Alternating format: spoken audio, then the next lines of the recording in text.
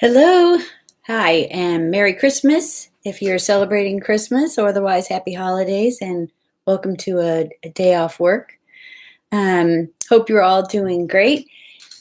If you are joining us tonight and you'd like to participate in the conversation, I found out that what you're supposed to do is sign in with YouTube. If you don't have an account, you can just sign in as a guest or make an account, and it doesn't cost anything to do that. And then you'll be able to chat. You can just type something in. Otherwise, you're not able to. I had quite a few people who last time said that they were wanting to talk, but they didn't know how to do that. So I thought I'd put that in real quick, so you know that if you want to chat, you need to sign in to YouTube so that you can do that. I'm going to, I thought it'd be kind of fun to have some music in the background. So thought I already did that. Didn't work. What kind of plans do you guys have tonight? I am, after this, going to be going over to my sister's home with her family, and an extended family will be there too, and we'll be having Christmas dinner. So I'm excited about that.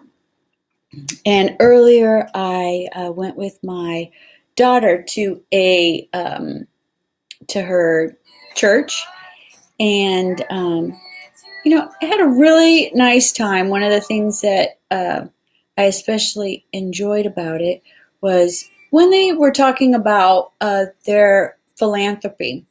And it touched me what they were doing, the kind of work that they do. And it reminded me so much of the philanthropy sounds a little bit snobby in a way, and I don't mean it that way. We do some donating, I guess I should say, and then also working with them to provide, if needed, free vitiligo cover lotion for anyone who is in the refugee camps in Africa with the John Dau Foundation. Love his foundation. And so that's what I wanted to talk about tonight. I wanted to talk about the John Dau Foundation, and then also how giving puts you in a place that is above your own daily issues.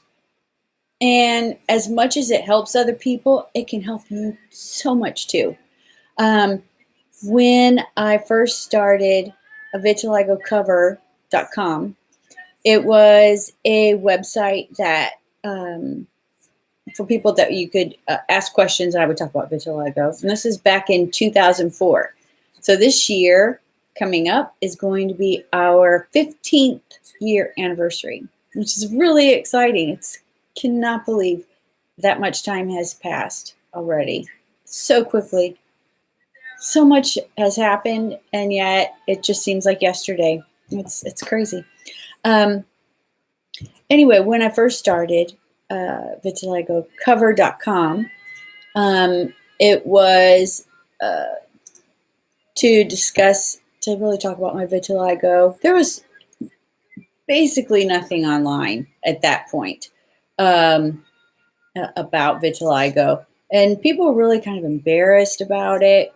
And so the fun that I had was reaching out to other people when they would contact me via email and say, hey, I read your post and it made me feel like I'm not alone in the world.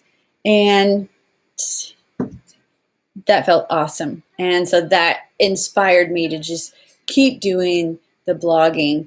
And then, of course, it turned into not just a blog, but then also where I started selling my product that I made for me to share with other people, and then it just grew from there. And, looking back on it, my vitiligo, I mean, it bothers me, bothers me, when I feel, I mean, no one's ever judged about it, but, when I'm self-conscious about it. And that happens, But helping other people has provided me the biggest gift. And that is that I don't worry about myself and having vitiligo, because I get to help other people because I got the vitiligo. And when I take a step back and look at that bigger picture, I think that is so cool to be able to do that. So if that's something that you want to do, like in your own communities, set up groups or meetups with other people that have vitiligo or other skin issues. I mean, it's not just limited to vitiligo. There's, plenty of other things out there that you can make up a group. If you feel like vitiligo isn't, there's not a big enough core to have regular meetups. There's so many other people who have skin issues that they would love to feel like other people are around them that understand that feeling, because with vitiligo, I mean, how lucky are we that it's not a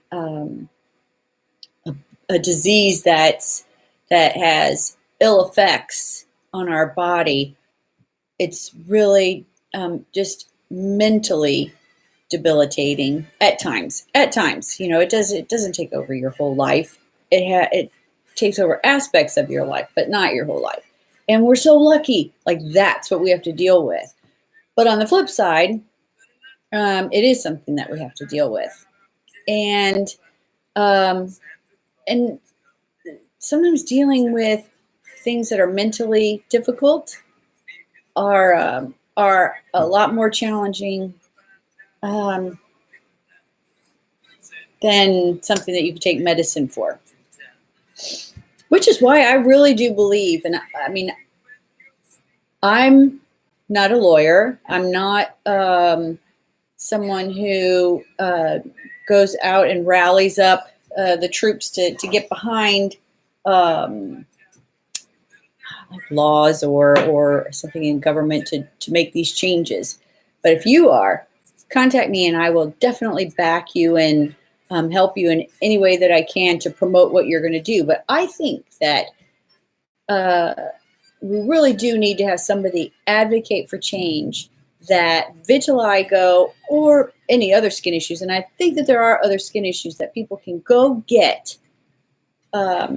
counseling, therapy to help them live through this or live with this. It is a real medical condition.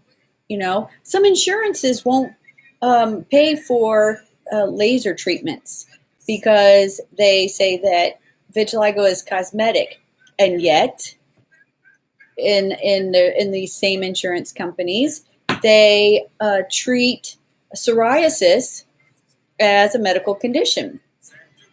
I mean, there's really not that. There's no difference, The vitiligo it makes you itch sometimes. It definitely changes your skin. So, I mean, that's definitely a medical issue. And getting it treated, getting treatments just paid for by the insurance would be great.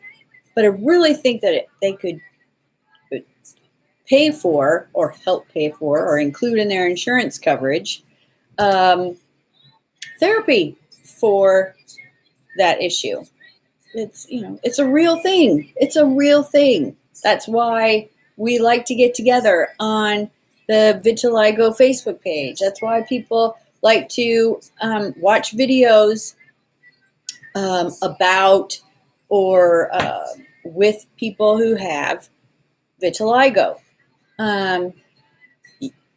We like to know that we're not alone. And on top of that, we'd love to have coping mechanisms to be able to deal with situations or to feel better about ourselves or to reframe how we feel about our new self. So again, it's not a cause that I'm going to take up, but there's plenty of us out there and people that are much more adept at doing such a thing. And if you know somebody who is doing it, let me know too, because I will definitely promote them on my podcast, on the website, and on the videos like this. Definitely. So now I'm going to switch over to the what I wanted to talk about was the John Dau Foundation. My just love affair sounds weird, so I'm not going to say that, but my just deep love for this foundation came from a movie that it started, I guess I should say, started when I watched a movie and it was called God Grew Tired of Us. And if you haven't seen it, you can definitely watch it online in many different things. I don't know, just go on and ask for it.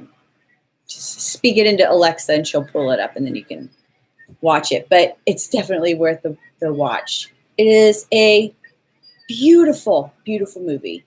And it's something that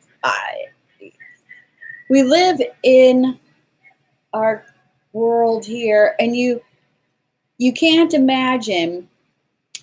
You can't imagine, but you don't think about often enough the challenges that a group of tens of thousands of people, hundreds of thousands of people, are living through right now, and how we can make a difference, even if it's just to one person. Making a difference is so beautiful to that person. So God Grew Tired of Us is about this is Sudanese. It's a documentary which tells the story of 4 Sudanese men who were part of the Lost Boys. So if you need to backtrack then and watch movies, documentaries about the Lost Boys of Sudan, oh my gosh, talk about just horrendous stories, horrendous. And it's still going on. These people have, these young men and women, children who had to escape their villages being slaughtered, and they walked for hundreds, if I'm not mistaken, thousands of miles. God, it seems a little bit over the top, but they walked for years to get to refugee camps. So it was a very long time, a very long journey. That's what I was looking for.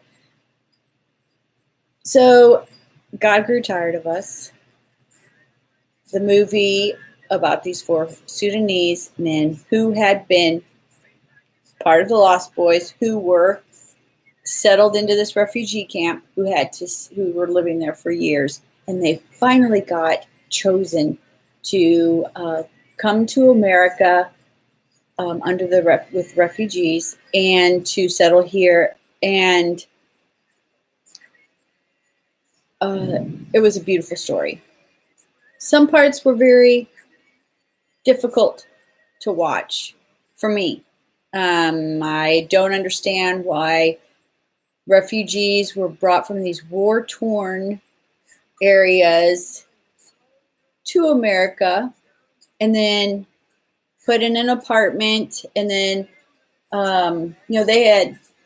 they wanted to go to school, to do something to build up their lives, and every one of them wanted to go to school so that they could become something intricate in their community, let's say a doctor, to go back to their country to build it back up again. Okay, this is noble. Now, I don't want to go to America to, try to make all the money I can and, have a pool and a big house on the beach. That's not what they were thinking. They wanted to go back to their communities and help their people. That's amazing. And yet, when they got here, they were strapped with bills for their airfare, for their apartment. I just don't understand why. Then they had to work 2 and 3 jobs that were low wages to pay back this money, and then they had to start paying for their apartment. It seemed a little bit backwards to me. I don't know the ins and outs of refugees and non-profit companies that bring them over and what has to be done. So maybe what I'm saying is completely unfair, completely. But from the view from where I sit, and my limited knowledge of it, it just seemed an unbearable burden for them to have to come here with such great anticipation to better their lives and then the lives of their community, that it just, it didn't work for a few, but it did. John Dau, and I'm sure others too, I just know of John Dau. He was able to do this. He worked many jobs, and then he got to finally go to school. And then he began this foundation that he has that has a health clinic, and then smaller ones that go out and travel to the different areas to go help people in other communities that have absolutely no health care. And so John Dau Foundation. I also was reminded to talk about that today because I received a newsletter from them, like a Christmas newsletter, and it talked about, it described everything this year that they had completed for their organization, for the people around them. And I'll just read a little bit to you. It has been an eventful year for the Duke Lost Boys Clinic and the John Dau Foundation, other products in South Sudan. These are some of the things that the foundation has accomplished thanks to the generosity of our friends and supporters. 1. Purchased and outfitted our own boat to serve as a floating clinic, allowing us to reach thousands of Nile River inland dwellers with desperately needed basic medical care and nutrition services. Love it. Raised funds to help Rebecca Nibol, a midwife at the Duke Payul Clinic, receive surgery to restore the use of her arm, which was damaged in the deadly November 2017 attack on the facility, allowing her to return to work. So last year, November 2017, their main facility was robbed and destroyed by soldiers. I don't really know. I don't remember who they were, but they were obviously not. They're evil people, and they were rebels. I guess that would be a good way to put it. And they stole their equipment. They had to rebuild not just the physical buildings, but rebuild also all of their equipment and their facilities, beds and everything. It was just destroyed. These people took what they wanted, the medicines and all that, and then everything else they just destroyed, so that, you know, if they can't have it, nobody else should be prospering, or not even prospering, taken care of. And then lastly, they partnered with UNICEF to educate local women about the importance of breastfeeding and dispel persistent myths about infant nutrition during World Breastfeeding Week. So we give, this is my philanthropic and our company's philanthropic support. I adore this John Dau Foundation and the work that they do, and it gives me great pleasure each time I go in and I'm able to donate some money to them and know who it's helping. If you have any, I would love to hear about that. If you have anybody that you, or any group that means a lot to you, it's not just, oh, I'm gonna, here's some money, I'm helping an idea, you know, homeless people, or centers for battered women. You know, these are so wonderful. And if you have a foundation that's helping a particular group of people, I would love to hear about it too. And let's open up that conversation, because it really is so beautiful to know that your money is helping. You know, I can't go there to help them, but some money that I can send works wonders, and that means all the world to me. So I'd love to hear what kind of things that you do too. You can leave them in the comment section, and I will also leave a link to everything that I talked about today, so that I can make your job a little bit easier if you do want to watch that The God Grew Tired of Us movie, or learn more about the Lost Boys of Sudan. And there are plenty of girls in that too, by the way. Then I will leave all these links to you, and of course to the John Dau Foundation, in case you want to read a little bit more about them too. I love their face. You can go, he's on Facebook. So if you look up John Dau Foundation, they have just amazing pictures there, because they work with mothers who are having, who are pregnant, you know, so they have their babies there. Or one picture that will always be my favorite was a photo in their little waiting area of a mother who had walked half a day. So I think it was 20 or 50 miles. You'll see on the photo. It's back a couple of years, but she had walked half a day to come to her appointment for her newborn baby. And she was dressed up in, you know, her Sunday best clothes. You know, just, you could see that she dressed up for this. This was a big deal and important to her. And I mean, man, do we have it so good? You know, and I'm glad that she has it good, that she has a place where she can go. It's not easy to get to, but it is there, and they do get to help her, and they love it. And so, you know, they post pictures like that of people who come to their why did the word escape me? Come to their clinic for help.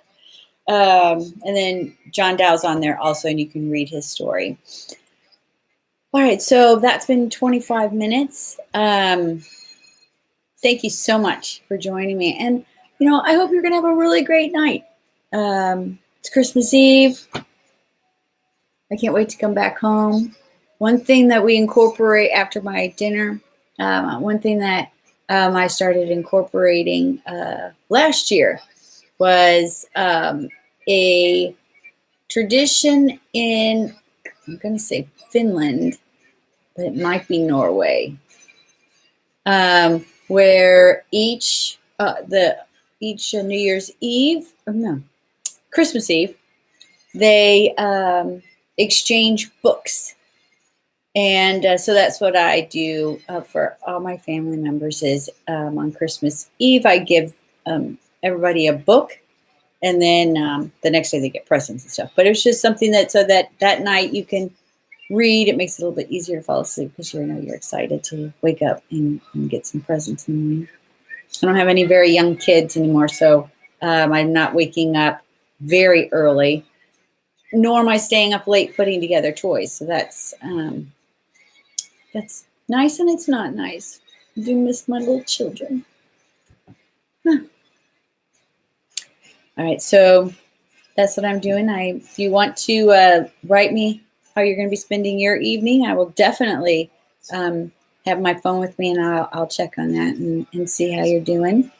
And I wish you a beautiful rest of the evening and a fantastic Christmas day. I hope you have such a wonderful day tomorrow. And if you're not celebrating Christmas, I hope you have a very relaxing day with your family, or going out and just having a day off of having to take care or do anything. Just relax and enjoy yourself. And I will talk with you next week. Merry Christmas. Bye.